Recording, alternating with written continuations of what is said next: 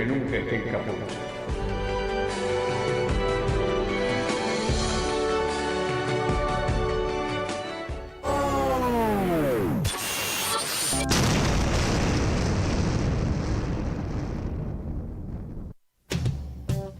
Radiocaput.com. Estás conectado. Estás en Caput.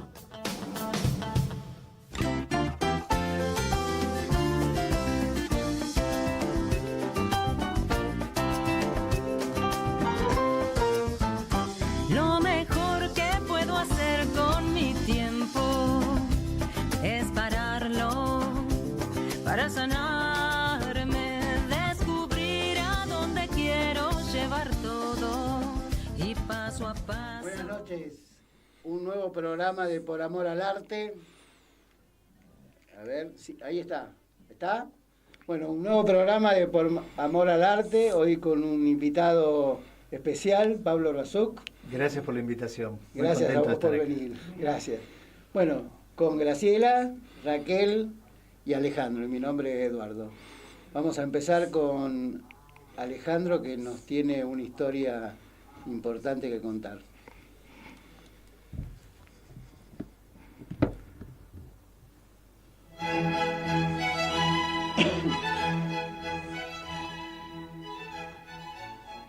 Bueno, acá vamos a tratar un nuevo tema, la historia del teatro argentino, y vamos a empezar por todos nuestros antecedentes, que fue el teatro en el Virreinato del Río de la Plata, allá por el 1783.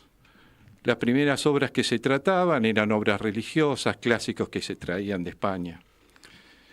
Después, el virrey Bertis impulsó el teatro más con las costumbres que eran del virreinato.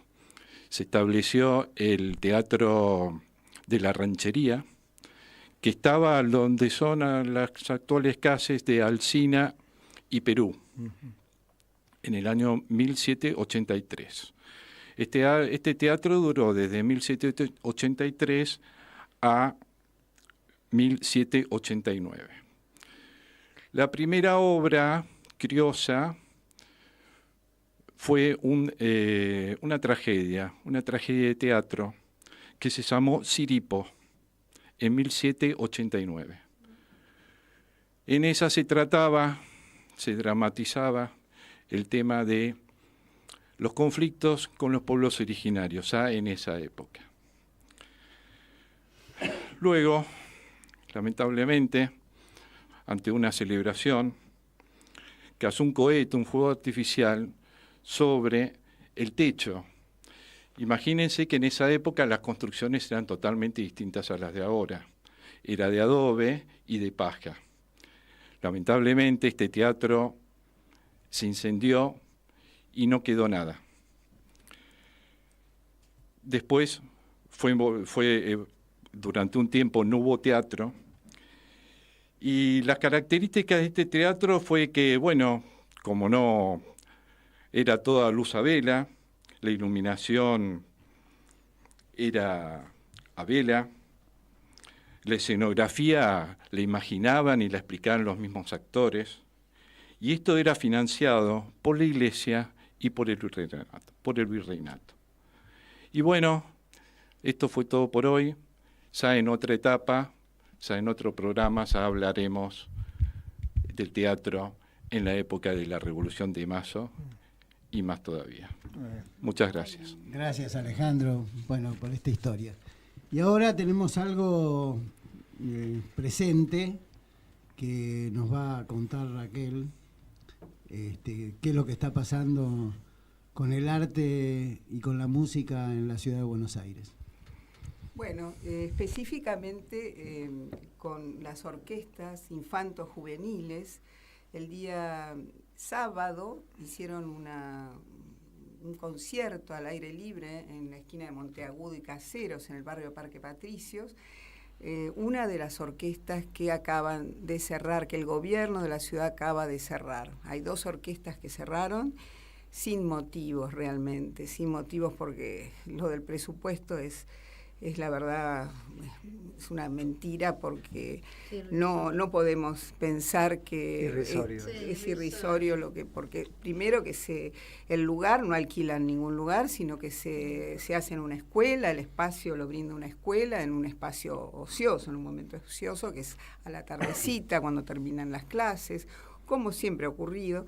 Hace más de 26 años que están estas orquestas organizadas, sobre todo para trabajar con chicos de barrios vulnerables, de sectores vulnerables, y es una magnífica oportunidad para que esos niños desde 6 a 18 años puedan aprender música, porque no es solamente la orquesta, sino funciona como una institución de aprendizaje, como un instituto de música, como un conservatorio de música, y allí también les proveen de los instrumentos que no tienen.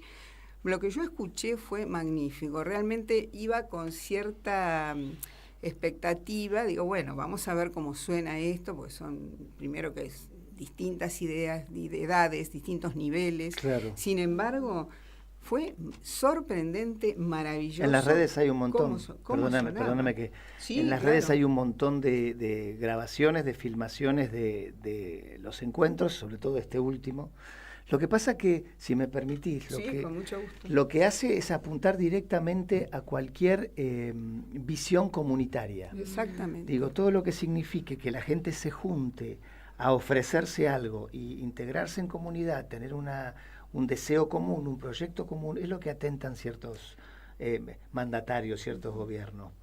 Porque claramente es donde no tienen ninguna injerencia, donde los grupos humanos deciden por su cuenta y eso es lo que se está queriendo, entre comillas, digo, que es una palabra un poquito importante, adoctrinar.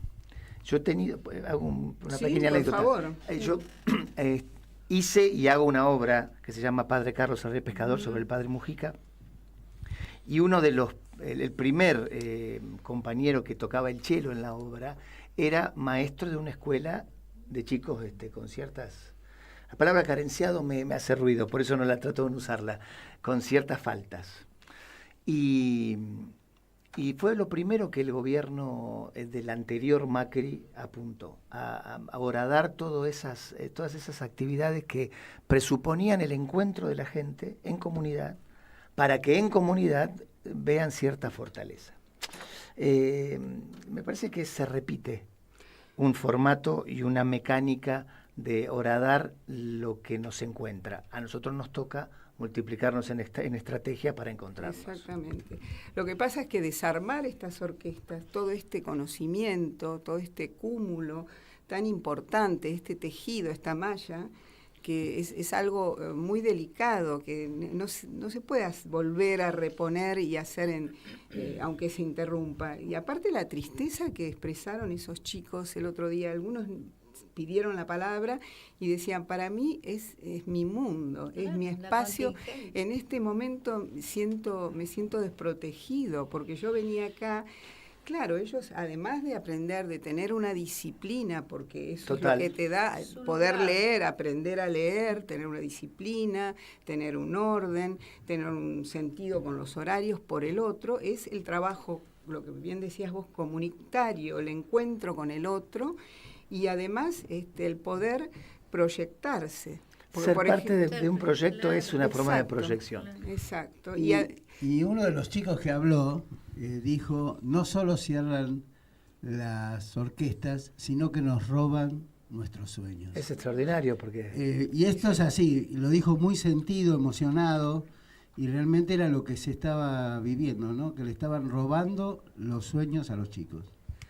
Y bueno, y por otra parte, estuve mirando en qué se gasta en nuestra querida ciudad tan bonita, como decimos, la más linda del mundo. No sé si con esto no es la más linda del mundo, pero por ejemplo, a modo de ejemplo, en la Comuna 1, nosotros tenemos 15 comunas en la Ciudad de Buenos Aires. Solamente en la Comuna 1 se gastan 225 millones de pesos para mantenimiento de los macetones, que son horrorosos estéticamente, no sé si los han visto, horribles y por los plantines que les ponen en una sola de las comunas, la comuna número 1.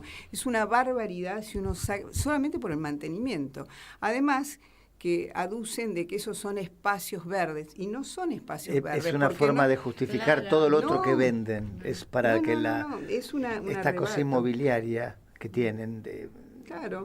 en el ADN, la puedan seguir ejecutando. Entonces, bueno, tenemos que pensar qué ciudad queremos, qué futuro queremos para nuestra ciudad, ¿no? ¿Qué queremos? Que esos chicos estén tirados en la calle, que estén pidiendo, que pobrecitos o con otros destinos. No, lo que pasa es, por lo que es, yo a veces pienso, divide y reinarás, ¿no? Esto de desmembrar todo esto, ellos pierden su lugar también de pertenencia, es un lugar de contención, y a lo mejor no les interesa que los chicos estén, porque eso debe estar en la calle, están en un lugar físico para poder aprender y tener su lugar en el mundo, ¿no? Entre Totalmente. comillas. ¿no? Y hay muchos de los egresados que también son maestros de música, o sea que han evolucionado favorablemente. Un segundo más, nada más. Yo estudié en una escuela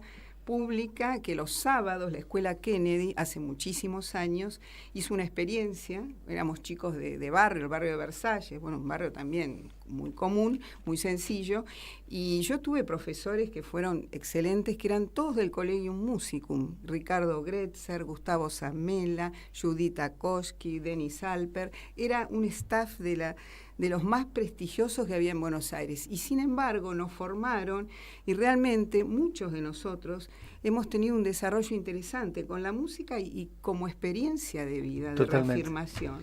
Sí, además hace poco se votó la baja de la edad de imputabilidad. Entonces, por un lado, se fomentan políticas de recrudecer las sanciones penales, y por otro lado se los saca a los chicos de los lugares de contención o de aprendizaje, de socialización, y se los condena justamente a la orfandad. Claro, es decir, a la falta de esa contención, porque no solamente se aprende música, arte, sino se aprende a convivir. Y a socializar. Y a tener, como decís vos, Pablo, un proyecto comunitario. Totalmente. Que es lo que realmente están atacando. Bueno, con todo esto, lo que vamos a decir, asumamos el compromiso todos los ciudadanos para apoyar estos proyectos y que no al cierre de las orquestas infanto-juveniles.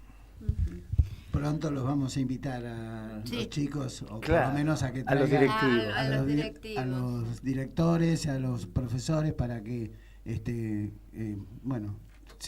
se propagandice este problema que sigue siendo muy grave.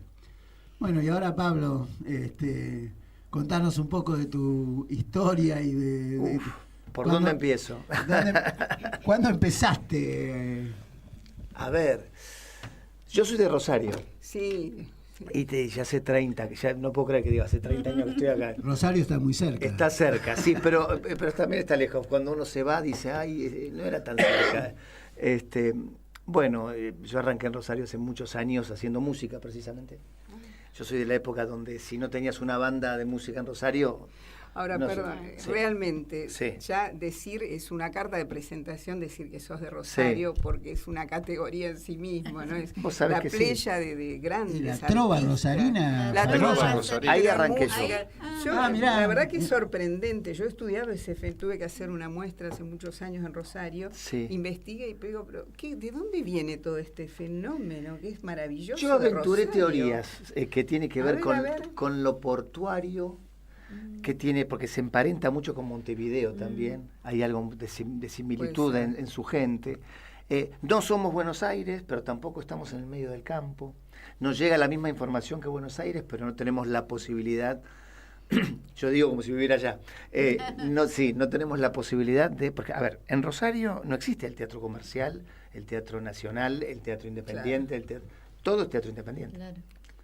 no hay una empresa que se encargue de producir teatro comercial. Si bien existen compañeros que hacen estas cosas, pero sabemos que al lado de las de Buenos Aires, de menor monta.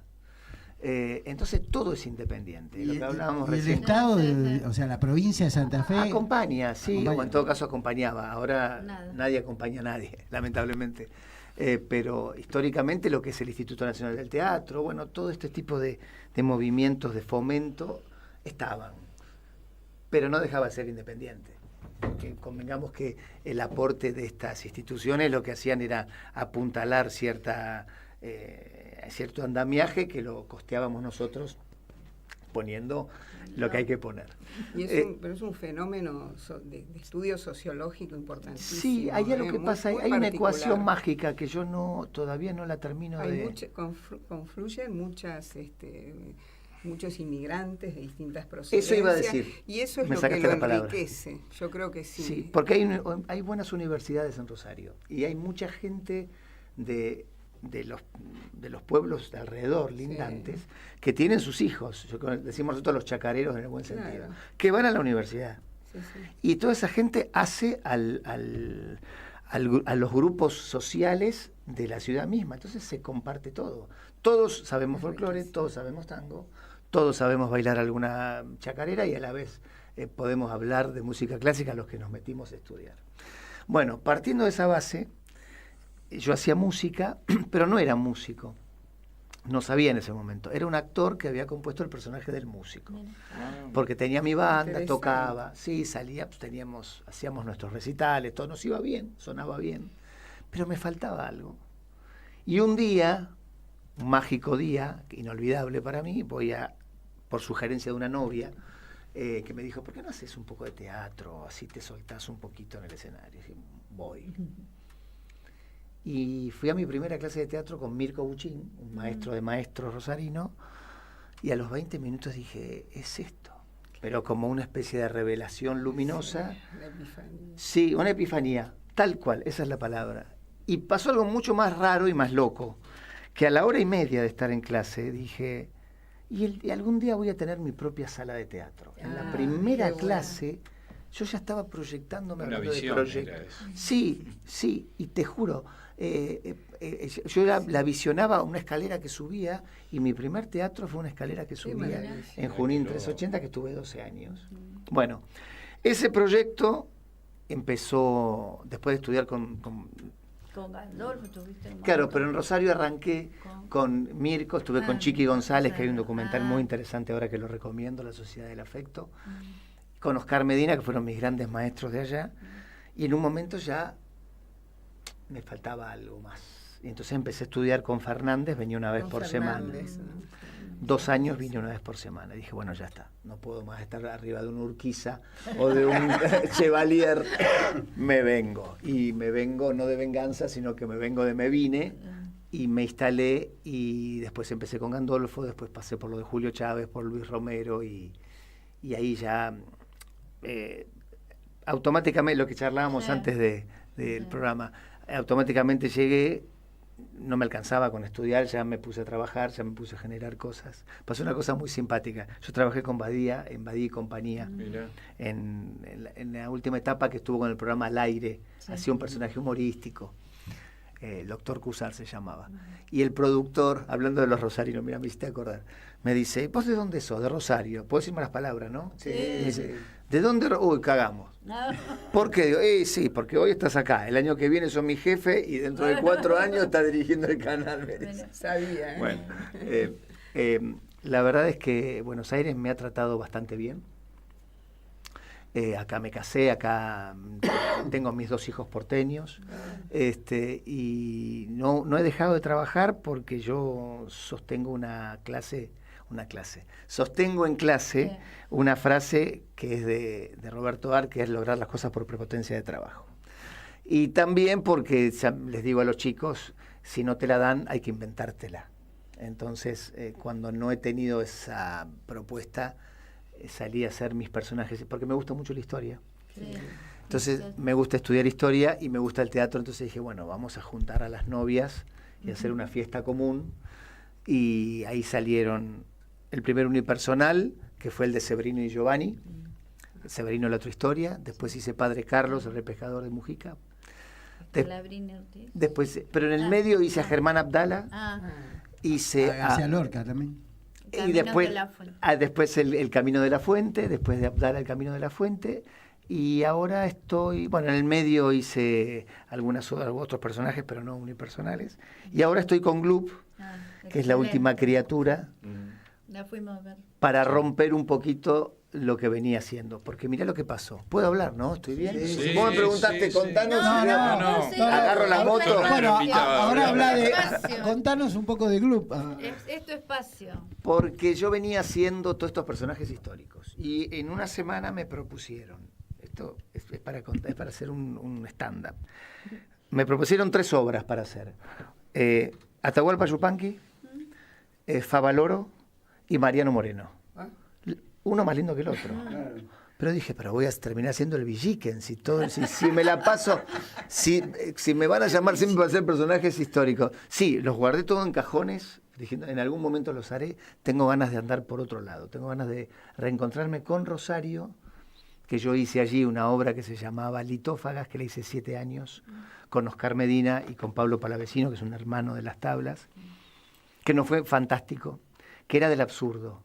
Y me parecía que en este momento histórico, que se cierran las orquestas para chicos, que se paga, se gasta eso en maceteros, haciendo una analogía de lo que vos... había que comunicar de otra manera, había que tratar de meterse con la poesía, con la ternura, con el humor, y que es tan absurda la realidad, que había que meterse desde otro lugar. Yo sentía que había que contar lo mismo de otra forma. O sea, volver al grotesco criollo, ¿no? Sería un poco eso. Sí, de alguna manera sí, el grotesco criollo es como una especie de... Porque el absurdo surge en Europa, pero nosotros con el grotesco criollo teníamos un absurdo extraordinario, que si alguien le hubiese puesto absurdo éramos los creadores, honestamente. Pero la verdad es que sí, el grotesco criollo y de alguna manera... estas cosas que uno puede contar en ese espacio mágico y onírico del escenario, donde uno se puede ir de viaje y el espectador, como es absurdo, completa con su imaginación, completa con su sensación, completa con su historia, hace referencias a su... Porque no hay un cuentito que seguir, sino que está el cuentito que el espectador, si tiene ganas de trabajar con uno desde la platea, empieza a construirse. Esto... lo explica mucho mejor que yo Beckett y Ionesco, pero de alguna manera yo quería meterme con eso. Y apareció Gloop, ejercicio de supervivencia, como una forma de poder contar, como dijimos, y de ponerme yo como actor y como autor, porque en este caso me largué a escribir, a soltarme a lo más genuino del juego, de las primeras clases de teatro en mi Rosario natal. Bueno, y ahí está, y por suerte ya goza de buena salud y de buena repercusión. ¿Y cómo es, disculpa, cómo es manejar el tema de la soledad? ¿Cómo manejaste el tema de la soledad en Gloop? Lo que pasa que es hermosa la pregunta, porque es el disparador. Sí. Hay 3 disparadores de Gloop. Uno es que estábamos en pandemia y de repente a alguien se le ocurrió poner en la programación Titanic. Digo, qué poco tacto. Estábamos todos adentro, cuando hasta aparecía el contador de muertos y de enfermos, y Titanic, una película trágica, extraordinaria película, pero pongamos otra cosa. Y dije, y hay una frase ahí que dice uno de los marineros tratando de rescatar a los... que dice, ¿hay alguien aquí con vida? ¿Hay alguien aquí con vida? Pregunta.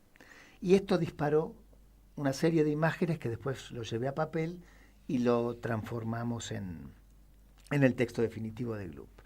Pero lo de la soledad también es muy rico porque Gloop puede ser un náufrago en el medio de un mar ácido, como cuenta la obra, como puede ser cualquiera de nosotros en el sofá sociedad de nuestro living, mirando la televisión, tratando de encontrarnos en un programa que no nos vamos a encontrar, reconociendo una soledad profundísima, aunque estemos rodeados de gente. Digo, cuando no hay proyecto común, cuando no hay visión comunitaria y uno se reconoce solo y carente de eso, aparece esa soledad no deseada, me parece, que es esa soledad que lastima. A veces uno está gustosamente solo un ratito, y a veces hasta lo recomiendo, pero cuando se transforma en una forma de vida y uno no lo quiere, termina siendo doloroso. Bueno, había que meterse con ese tema desde un lugar para que se pueda respirar de otra manera.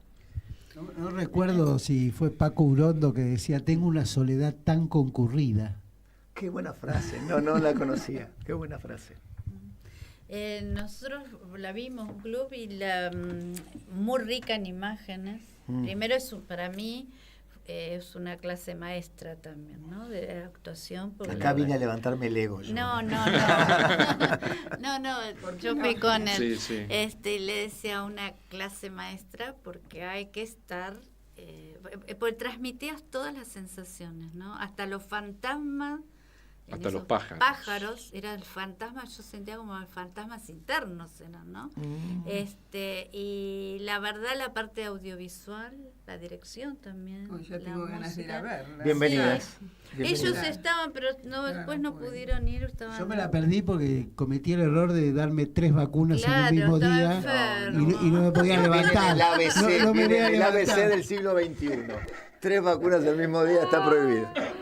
Sí, estaban las 4, estaban reservadas y Bueno, bienvenidos cuando quieran. Estamos muy contentos porque lo que pasa con la obra, algo salió muy mal.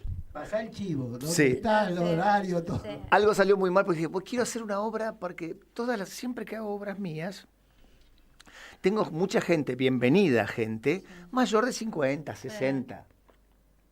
Quiero hacer algo que también pique un poco más en los chicos. En los chicos más jóvenes, yo doy clase, yo tengo mi estudio particular, también doy clases en lo de Cris Morena y en un par de sindicatos, o sea, está multiplicado y costaba llevar a los chicos digo 20, 22, 25. Siguen siendo toda gente con cabezas canosas, pero los chicos que vienen salen felices, encantados. Y la gente grande también, digo, la gente, pasó algo mágico. La estoy vendiendo, pasó algo mágico. La gente sale especialmente conmovida. Y eso para mí es fundamental, porque conmoverse es mover lo que está ya instalado desde un lugar que a veces se cristaliza y no se recupera. Entonces, movilizar un poquito eso, movilizar el imaginario, poner a la gente a hacerse esas preguntas desde un lugar entre divertido y simpático, que a lo mejor son dolorosas, puede ayudar. Y me parece que esto pasa.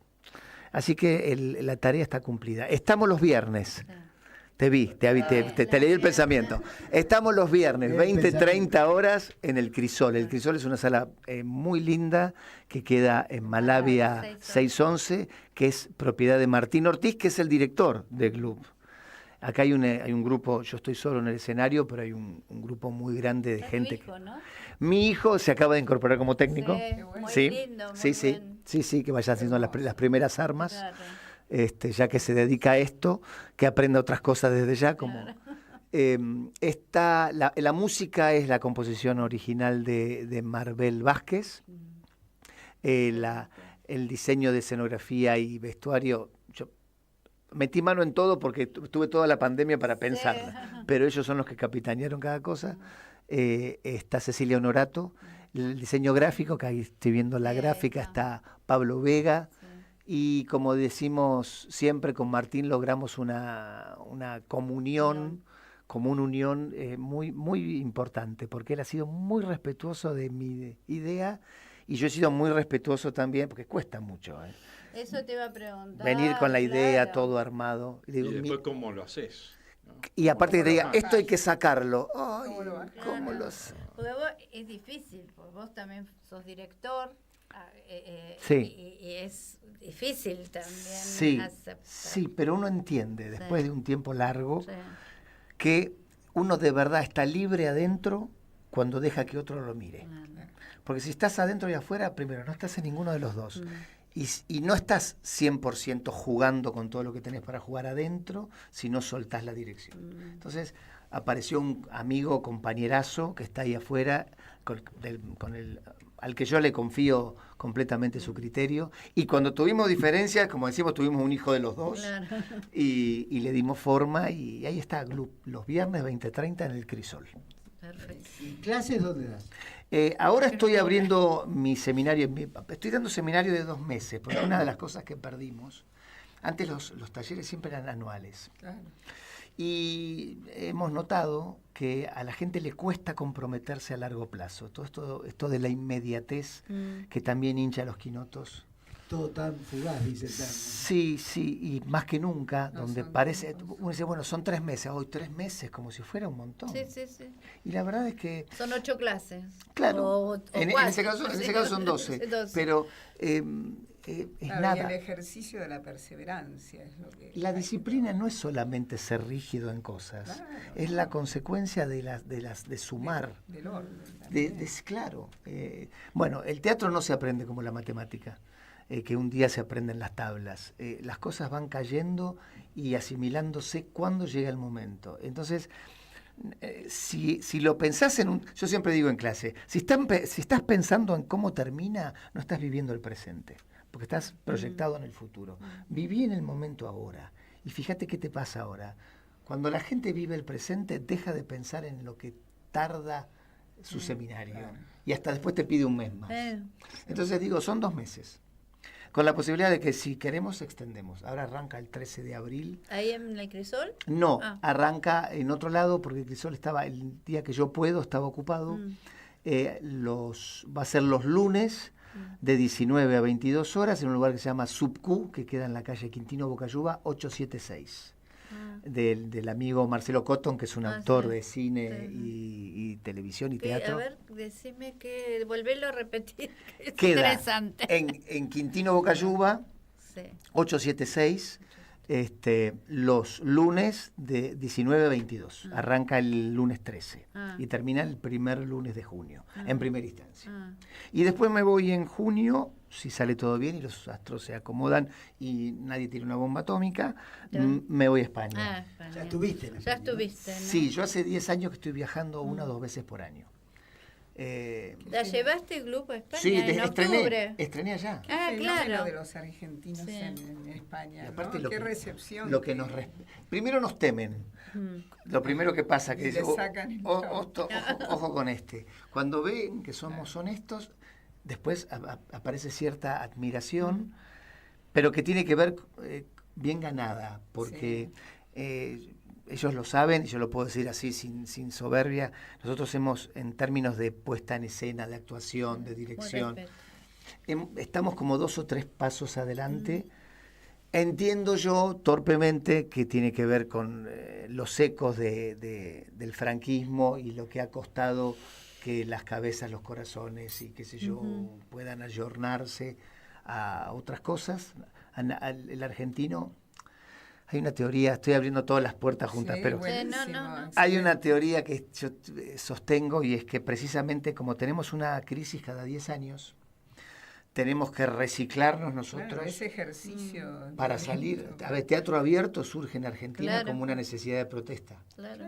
Y entonces somos generadores de protesta y por añadidura nuestro teatro, nuestra música, nuestra plástica, nuestra poesía reacciona mucho desde ese lugar. Entonces, como somos de crisis repetitivas, Excelente. crecemos rápido. Y es un lema, aquí nadie se rinde. Nosotros No, estamos. de ninguna manera. Entonces, eso ellos lo admiran. Y un gran respeto tiene el Total. Total. Y nos ganamos el rechazo de muchos porque van muchos pedantes Claro.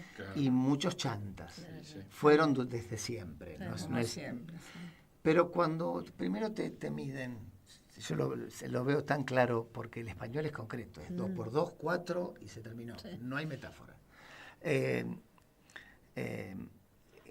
Te miden. Cuando ven que sos honesto, que le pones cierto corazón a lo que estás haciendo, automáticamente se abren más que acá.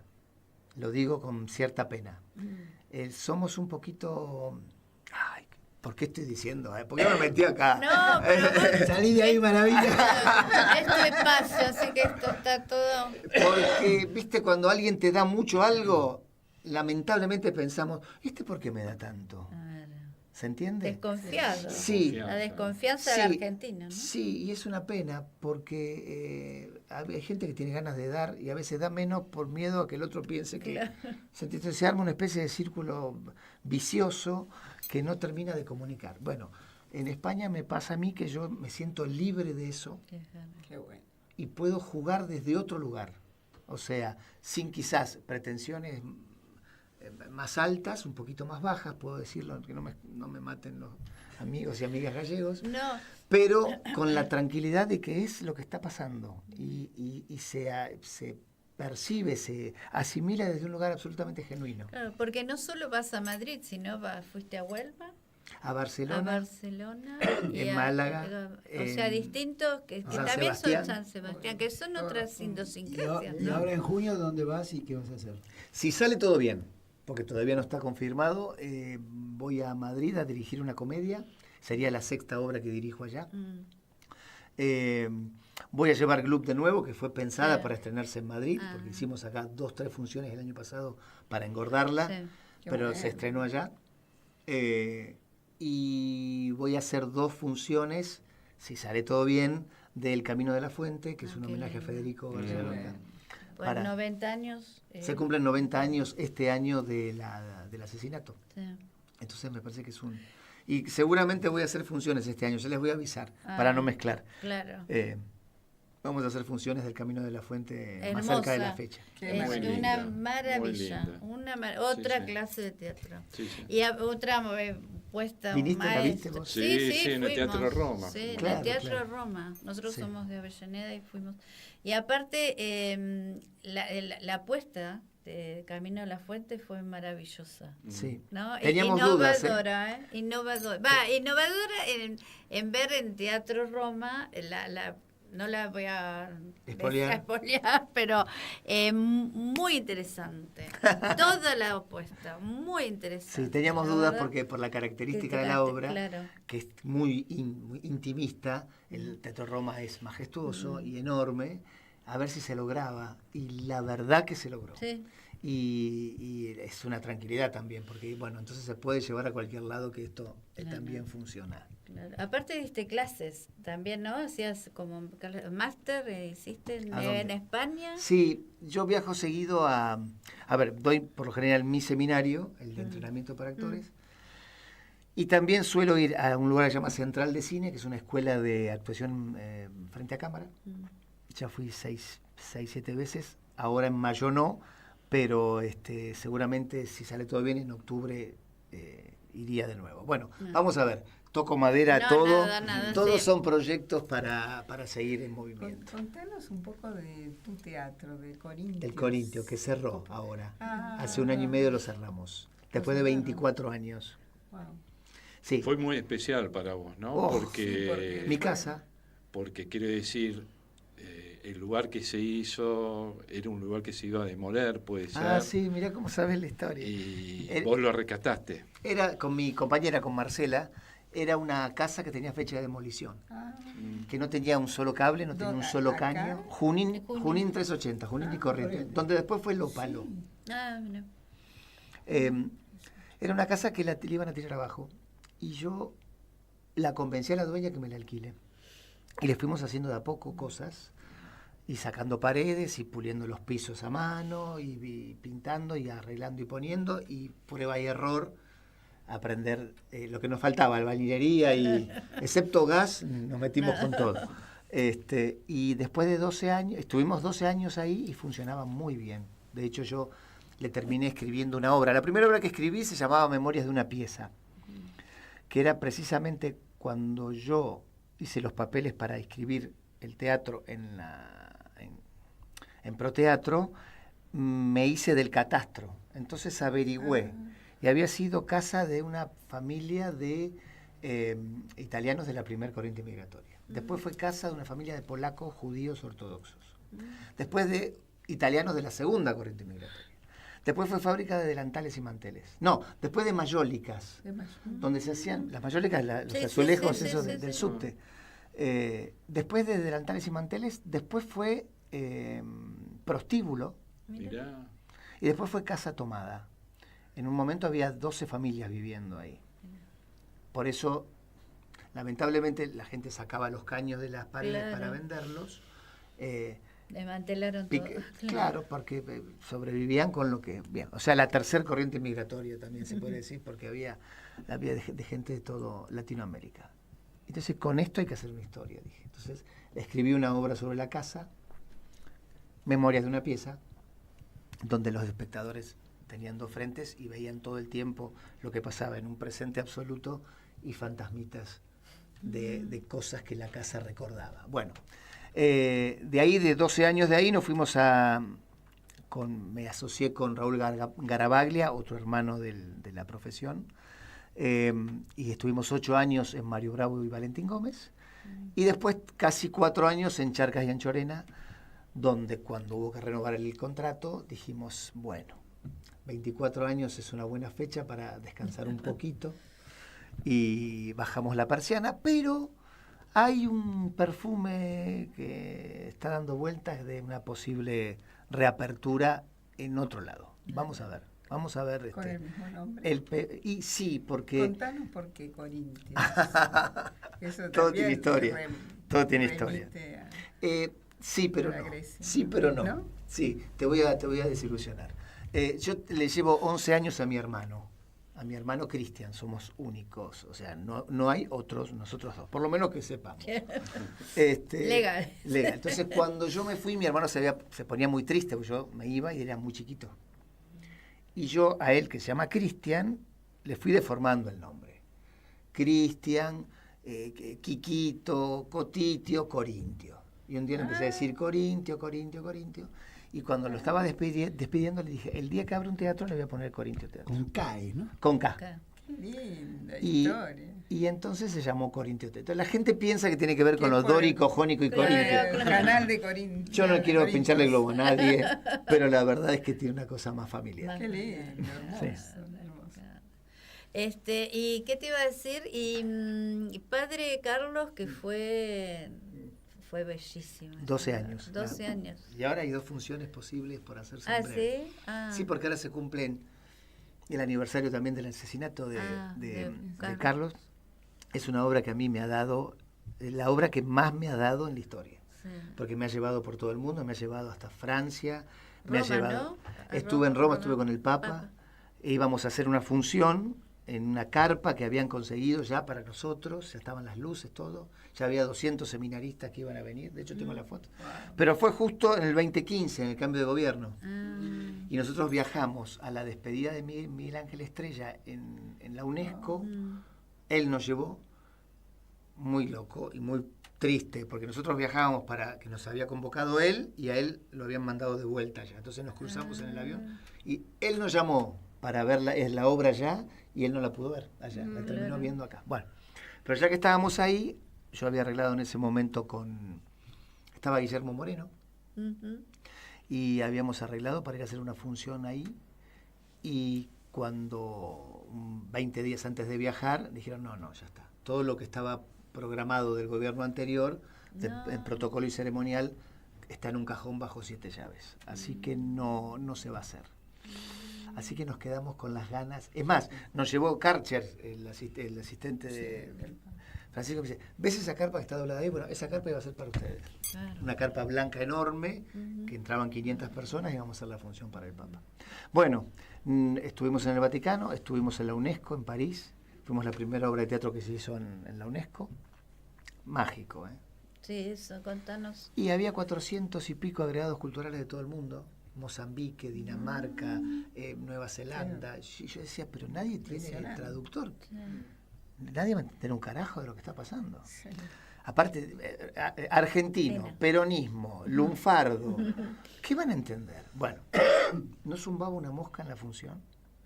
Y cuando terminó la gente de pie, extraordinario, extraordinario, y venían y me abrazaban. Me acuerdo, el de Zambia era un señor así, la mano era de este tamaño, y lloraba en grave,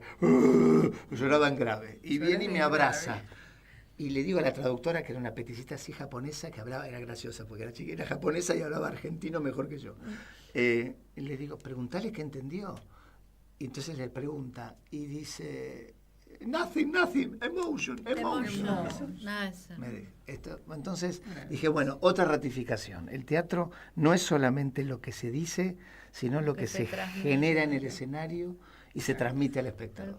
Por eso vuelvo, insisto, lo uso de puente, por eso quería meterme con Glup, porque me parece que hay muchas formas de contar lo mismo y me parece que en este momento que las palabras se están mal usando, que el insulto es un común denominador, donde los jerarcas del mundo, los que tienen más difusión, insultan a su propia gente. Me parece que había que recuperar las palabras, había que recuperar la poesía, había que recuperar el absurdo, y desde ese lugar montamos Glup y está pasando esto, que es que la gente sale encantada. Por eso yo humildemente los invito los viernes 20:30. Aparte, hay una parte que es, o por lo menos lo interpreté así, el tema de las madres despidiendo a sus hijos que se iban a la guerra, ¿no? Muy actual ahora, ¿no? Bueno, justo estamos... Sí. Y esa parte fue... Y lamentablemente siempre es actual eso, porque siempre hay alguna madre despidiendo a algún hijo a la guerra en algún lugar del mundo. Pasa que a nosotros nos resuena... Hay distintas guerras que uno despide a los hijos, ¿no? Claro. Que se van afuera o son distintas batallas internas de cada madre, ¿no? Sí. Tal cual. Pero fue la transmisión de esa, de lo que vos decías, ¿no? Porque no es solo la palabra, sino la sensación, la emoción que vos dabas, ¿no? Es lo que tiene que pasar. No, maravillosa. Y aparte, no voy a decir, pero usted está aquí con ¿Hay alguien aquí con vida? Sí, hay alguien con vida y pero, usted está aquí con usted mismo. Usted está aquí con vida en el souvenir. No quería decir eso. No importa. Pero hay gente que lo postea, lo suben en Instagram. Sí, yo las tengo ahí, las botellitas, y decía encontrarse a uno mismo, ¿no? Porque eso también era un poco el mensaje. Encontrarse, perfecto. Encontrarse con uno mismo, ¿no? Usted está aquí con vida, usted tiene vida, ¿no? Interna, ¿no? Porque esa es la cosa que un poquito lo que nos transmitió, ¿no? Lo que disparó toda la obra. Sí. Es esto. Eso. Cual. Así que, bueno, volverlo a decir, repetirlo. Los viernes. 20-30 horas en el Crisol, que queda en Malavia 611, en Villa Crespo, a 2 cuadras de la parada del subte de la línea B, en la estación Malavia. Las entradas por Alternativa Teatral, la dirección de Martín Ortiz. Los esperamos, porque la verdad que el teatro es precisamente otro acto comunitario. Necesitamos de la presencia del espectador para que nosotros tengamos esta excusa y en ese momento pasa ese momento mágico que es compartir. Sí, hermoso. Bueno, nosotros, por amor al arte, tenemos la costumbre de regalarle un vino al invitado. No, un regalo, que él vea qué es. Que él vea. Gracias a la Casa de la Provincia de La Rioja. Bueno, así que es un vino riojano. Le agradecemos. Lo saco así, lo mostramos, cómo se hace en tele. Mirá qué lindo, Rico. Hay alguien en casa que ya está aplaudiendo en este momento. Qué bueno. Gracias, de corazón. Gracias por venir. Y los esperamos. Yo tengo que decir lo mío. Sí. Así que bueno, ahora le damos el lugar a... No es para cortarte, pero pues ya creo que ya está por terminar. Tenemos. Tenemos unos minutos más. Hablé mucho, chicos. Pero es el espacio de los invitados y aparte que nos enriquece, ¿no? Obviamente. Con todas tus experiencias y todo. Nada más, cortito, lo mío es, el sábado pasado estrenamos en La Boda de la Abuela, en el Teatro Multiescena, con la dirección de Pablo Canto, con un elenco maravilloso. Bueno, ellos no fueron nosotros los te tres vimos. no fueron a ver. Y bueno, para invitarlos, son todos los sábados a las 11 de la noche en Corrientes 1764, y es una comedia con un montón de enredos y bueno, y aparte un poquito muestra que el amor todo lo puede, Muy bien. ¿no? Es una comedia familiar. Así que bueno, están todos invitados, agradezco, la verdad el sábado pasado fue un estreno muy lindo, con mucha energía del el público, así que un elencazo, no quiero nombrar a todos, pues somos 14, pero están todos maravillosos, y la verdad que es muy difícil, en un equipo tan grande grande, hay esa comunión, ¿no? Sí. Que yo siempre a veces digo que es el tema como del director que está atrás, ¿no? Porque la verdad que la energía, todos nos ayudábamos. En lo particular yo era nueva en todo, en el equipo, con el director y todo, y me siento con ellos como si los conociera hace mucho, ¿no? Muy bien. Y eso es re lindo porque se transmite esa buena energía, que es muy difícil vuelvo a decir, ¿no? Cuando hay tanta diversidad también de tanta gente, ¿no? Un elenco tan grande. 14 personas es un mundo. Sí, más los asistentes divinos, el coproductor, a Leo, a ¿Y Pablo. qué día estás? Todos Eso, los días. repetir. Vuelvo a decir, Lugar, hora. los sábados en el Multicena, Avenida Corrientes 1764, ex Cine Los Ángeles, La boda de la abuela. Sala 2. Sala 2, sí, sala 2, la sala más grande. Y los que dije a las 11 de la noche, ¿no? 11 de Todos la los noche. sábados de abril. Así que bueno, los esperamos y las entradas o las sacan por boletería o por Plateanet. Como tenemos unos minutos, te quiero hacer una pregunta, Dale. Pablo. Hay un personaje que hiciste vos, Severino Di Giovanni, muy controvertido históricamente, pero un personaje fascinante. Justo estaba Bayer hablando antes. Por eso, fascinante. Bueno, contanos un poco por qué Severino Di Giovanni, por qué... Porque me pareció extraordinario. Primero que nunca nos enseñaron nada de estos personajes. Exactamente. Argentina está lleno de hombres y mujeres ignotos, pero maravillosos, que si uno se pone a rascar, son todas obras de teatro. Y de Severino no sabíamos nada, yo no sabía nada, y empecé a investigar por una casualidad o causalidad, y lo primero que me llegaron fueron sus cartas de amor. Y cómo este tipo podía poner una bomba y también escribir una carta de amor. Entonces, en el medio, la gran contradicción humana, pensé. Y empecé a investigar y me encontré con un personaje riquísimo, de los anarquistas, los verdaderos anarquistas de comienzo del siglo pasado, con una visión también social maravillosa, y dije, bueno, esto hay que contarlo, porque en esencia es la síntesis de los dos extremos. Pero vos fijate lo contradictorio, ¿no? Porque Severino Di Giovanni es de los años 30. Sí. Acá había un golpe de Estado, Uriburu. Se había, por primera vez, la Corte Suprema de la Argentina había convalidado un gobierno de facto. Sí. Y fueron muy pocos los que resistieron o se enfrentaron a esa dictadura, porque era una dictadura. Sí. Uno de los hermanos Kennedy, que no son ni John ni Robert, 5 hermanos Kennedy en La Paz, que se enfrentaron con el ejército defendiendo al gobierno constitucional. Sí. Y el otro fue Severino Di Giovanni. Sí. Y en Neuquén también hubo Sí. alguien que que resistió. Eso no se enseña en la historia. No se cuenta. No se cuenta. No se cuenta porque si empezás a contar eso, tenés que contar también que Ramón Falcón, que se llama así, ¿cómo se llama? Claro. Y la escuela de policía. Policía. Esto es lo que no me salía.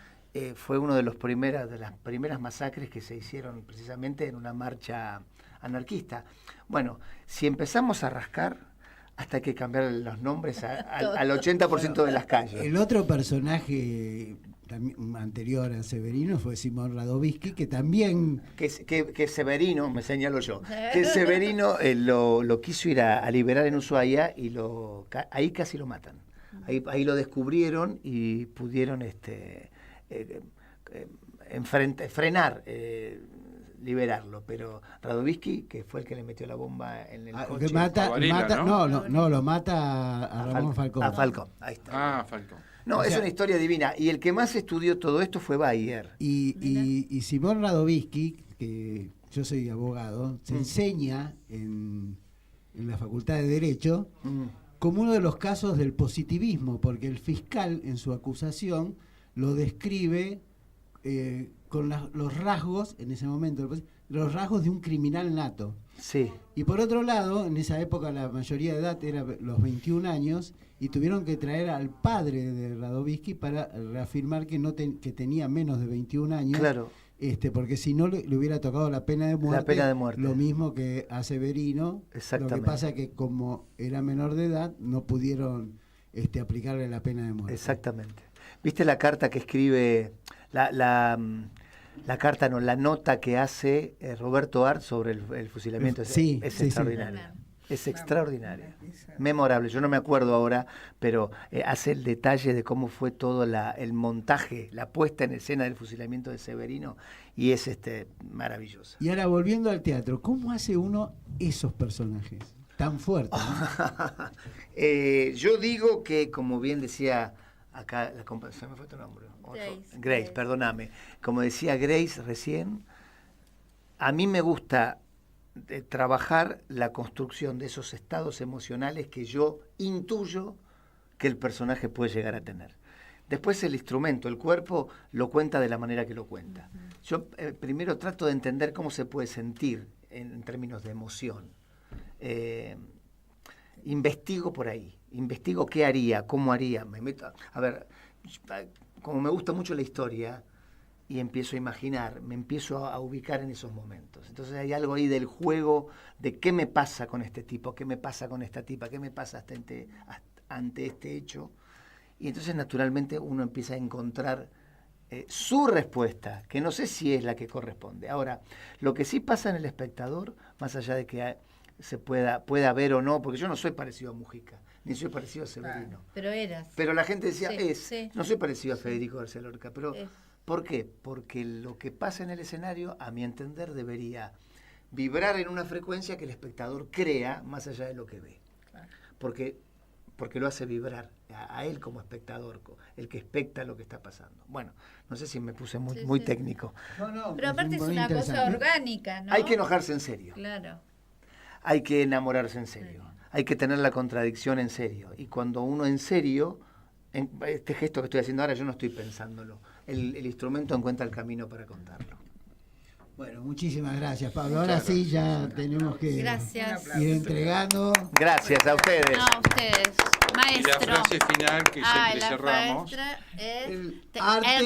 El arte une y sana. Gracias, hasta el lunes próximo. Gracias, chao, chao.